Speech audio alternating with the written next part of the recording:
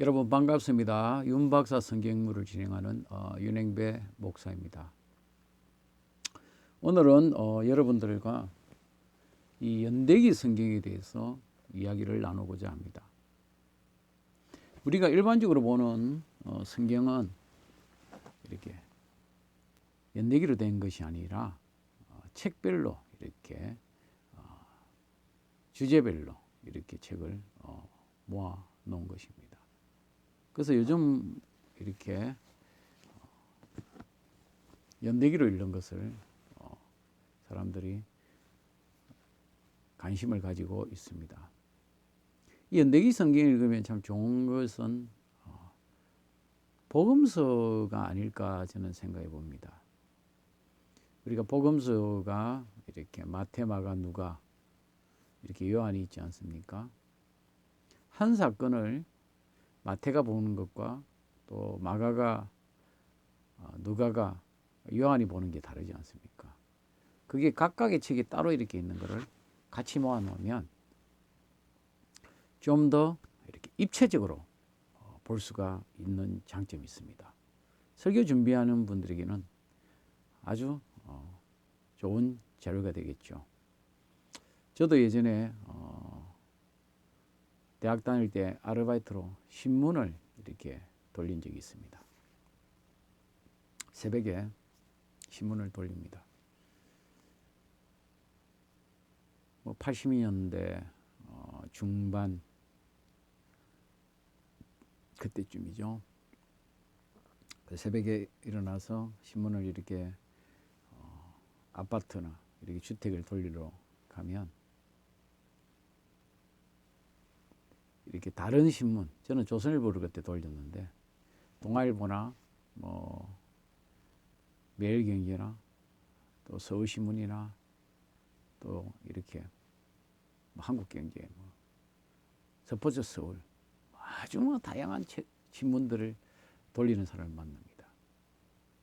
그럼 제가 신문 읽는 걸 참 좋아했기 때문에 같이 이렇게 신문 돌리는 사람들과 이렇게 만나면 신문을 교환합니다. 제가 조선일보를 주면 그분이 서울신문을 주기도 하고 매일경제를 주기도 하고 여러 이렇게 신문을 하면 집에 와서 신문을 펼쳐놓고 하루에 6, 7부, 어떨 때 10부까지 이렇게 읽어봅니다.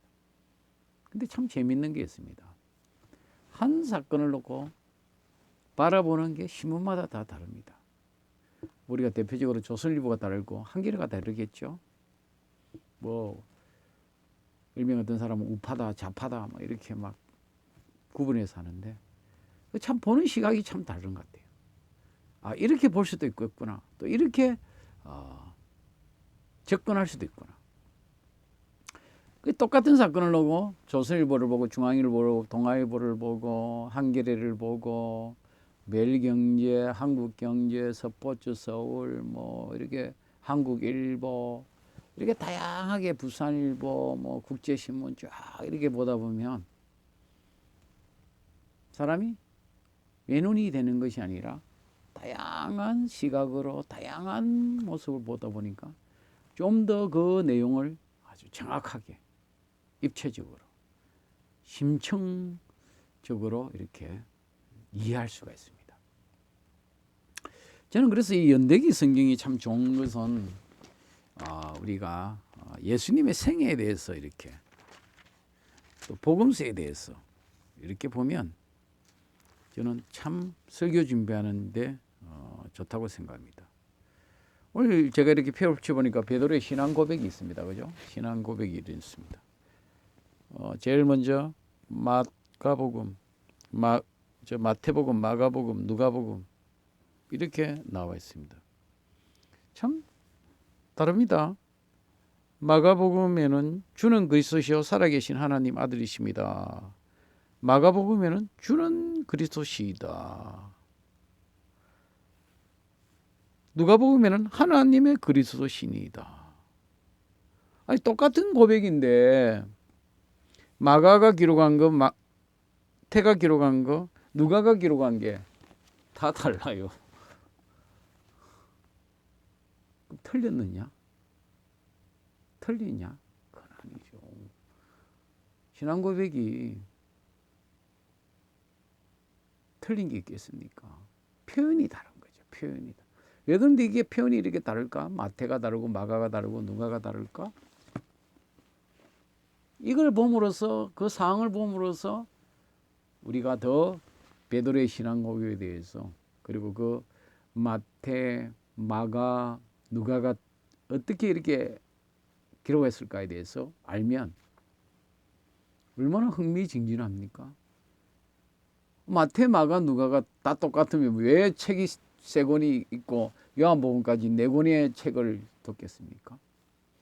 왜 사람들이 조선일보 하나만 보지 않고 중앙, 동아, 심지어 한겨레, 한국일보 그렇게 다양하게 봅니까? 한 사건을 좀 더 정확하게 이해하기 위해서 그렇게 하지 않겠습니까?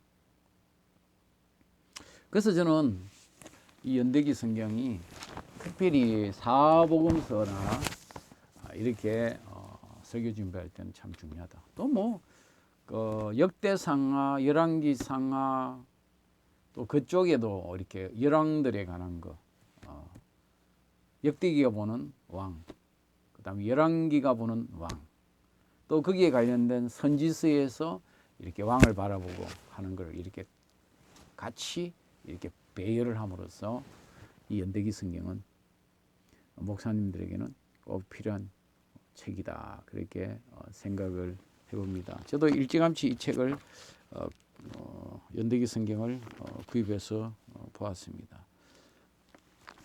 우리나라에서 번역되어 놓은 게 있죠. 이게 바로 두라노에서 이렇게 옛날에 개혁 한글판, 지금 제가 갖고 있는 건 개혁 개정판인데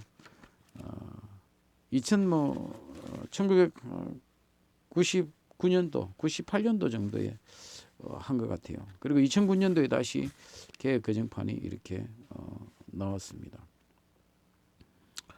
이거는 라가드 스미스라는 목사님이 이제 이렇게 만든 책인데, 대단합니다. 저는 이 책을 보면서요, 역시 미국이 뭐 기독교 역사가 뭐 우리보다 훨씬 앞서 있지 않습니까? 서구 신학이 얼마나 발전해 있는지 우리는 뭐 갑자기 폭발적으로 하다 보니까 따라가지를 못하지 않습니까?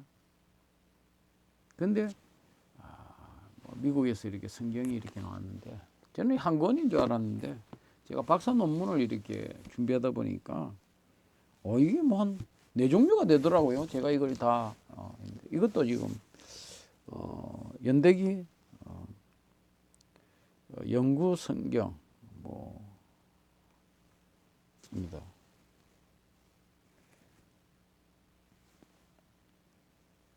이 책이 있고요. 그 다음에 리스 연대기 바이블이 있고요. 그 다음에 또 틴데일에서 나온 또 이렇게 연대기 성경이 있습니다. 다릅니다. 그 보는 배치가 뭐 복음서는 거의 비슷하겠지만 성경이 뭐 66권이니까 그 주석도 다 학자들이 다르지 않습니까? 아까 제가 이야기했던 베드로의 고백도 마태 다르고 마가 다르고 누가 다르지 않습니까? 그런데 뭐 이게 절까지 단순한 책 뭐 우리나라에는 어떤 뭐 사모님이 이제 책을 갖고 뭐 이렇게 해가지고 쭉 이렇게 연대기적으로 했는데 예전에 그 경천교회 윤석한 목사님이 강사문 교수 지도하에 그 장신대 신대원인가 거기서 그 연대기로 읽는 그 석사 논문을 쓴 거 있더라고요. 제가 전에 그걸 제가 참고해가지고 한번 읽은 적이 있는데, 이제 그 뭐 책이죠, 책. 그러니까 이제 우리가 말하는 뭐 사도행전이면 사도행전의 안에 이제 바울의 1차, 2차, 3차, 4차 선교행에 관련돼서 그 바울의 서신을 이렇게 배치하는 그 정도, 그런 정도죠. 그런데 이 지금 여기 미국에서 지금 학자들이 만든 이 성경은 단순한 체계 정도가 아니라 장이 아니라 절까지 들어가 가지고 완전히 배치를 합니다.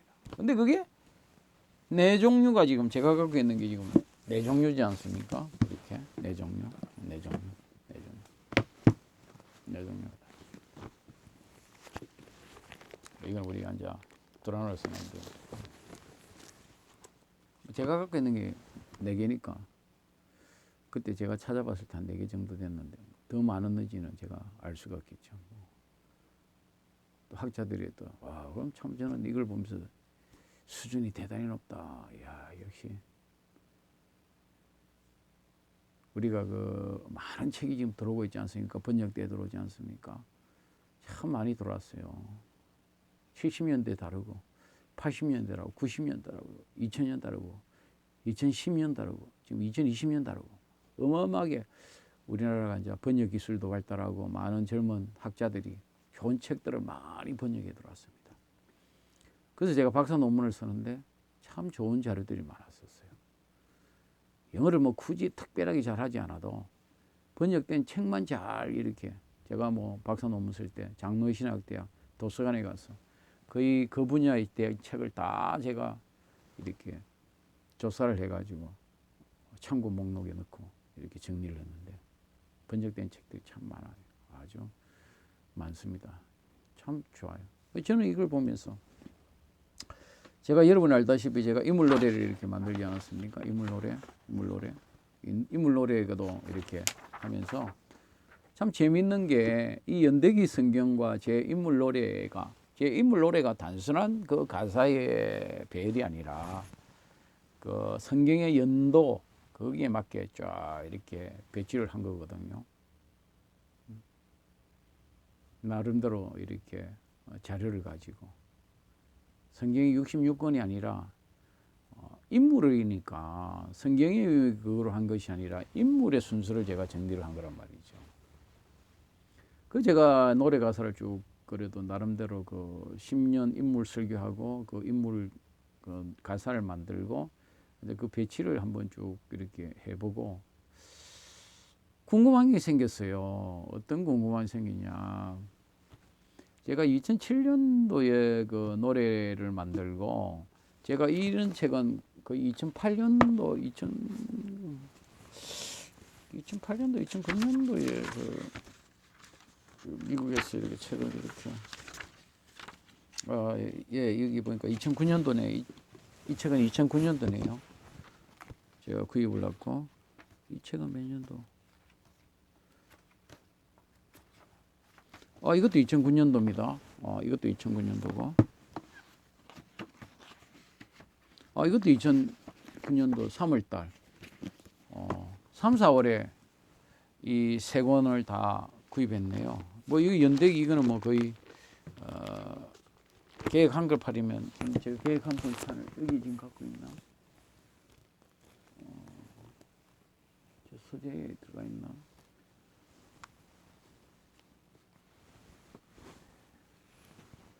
그래서 궁금해가지고 제가 쓴 이 가사하고 이 연대기하고 어떤 그 연관성이 있을까? 어떻게 잘 이렇게 제 노래가 뭐 노래라는 걸 한번 만들고 발표가 나면 이걸 바꾼다는 게 가사를 바꾼다는 게 쉽지 않잖아요. 가사 배치를 바꾼다는 게 그게 어떻게 그게 가능하겠습니까? 쉽지 않겠죠. 벌써 2007년도에는 다 이렇게 제가 노래를 발표해가지고 이렇게 퍼져나갔고 작업하고 다 했는데 2009년도에 이제 이 책들을 해가지고 이 책하고 한번 비교를 해봤어요. 어떻게 제 노래 가사 그 특징적인 게 하나 있습니다, 여러분. 대표적인 게 욥이에요. 욥. 저는 욥의 배치를 어떻게 했냐면요.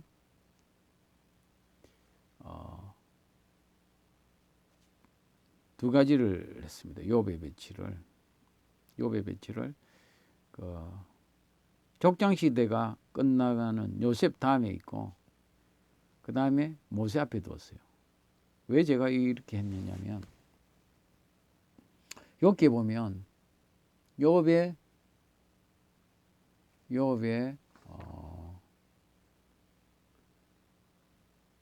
저자가 모세입니다.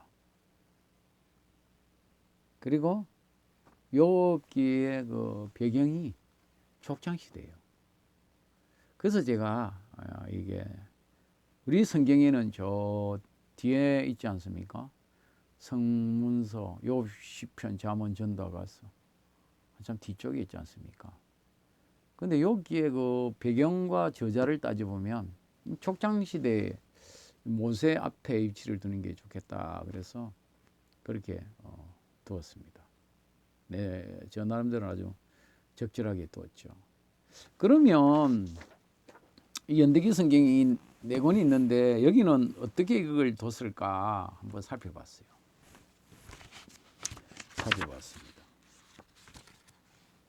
살펴보니까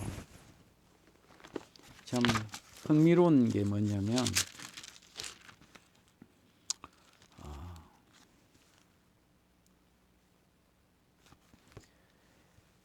이 두라노에서 만든 이 연대기에는 욥기를 바벨론 포로기에 위치해 두었습니다. 이 책도 마찬가지. 연대기 성경 연구 성경 연대기 연구 성경 여기도 포로기에 두었습니다. 포로에 둔 이유가 뭐겠습니까? 욥이 고난 당하는 것이 마치 이스라엘 백성들이 바벨론 포로에서 고난 당한 것과 이렇게 연관을 시킨 그런 것으로 이렇게 두고는 이 책 두고는 그렇게 듣고요. 이 틴데일에서 만든 이 연대기 성경에는 보면요, 위치가 말로 족장 시대 뒤쪽에 있습니다. 그리고 리스 연대기 성경책도 바로 족장 시대 뒤쪽에 이렇게 배치해두고 있습니다. 그래서 제가 이걸 보면서 학자들이 이렇게 두 개로 나눠져 있구나. 하나는 제가 생각했던 것처럼 족장 시대를 배경을 두고 욥기를 두고 이 두 개는 욥이 당한 고난이 이스라엘 민족이 당한 그 포로기에 관한 거다 생각하고 그렇게 한 것 같아요. 제가 그러면 저게 틀린 건 아니지 않습니까? 그게 여러 명이 있는데 여러 명이 있어요. 그렇게 위치가 조금 이렇게 달리 보는 게. 참 그래도 저는 그걸 보면서 제 인물 가사의 그것이 연대기적인 것에 대해서 참 감사했습니다. 어쨌든 여러분들 우리나라 도란에서 놓은 것도 있고 있으니까 최대한 이 정도 한 권 정도는 가지고 여러분들이 성경을 연구하고 설교를 준비하고 말씀을 이해하는 데 도움이 되었으면 감사하겠습니다. 오늘도 제 강의 들어주셔서 여러분 진심으로 감사합니다.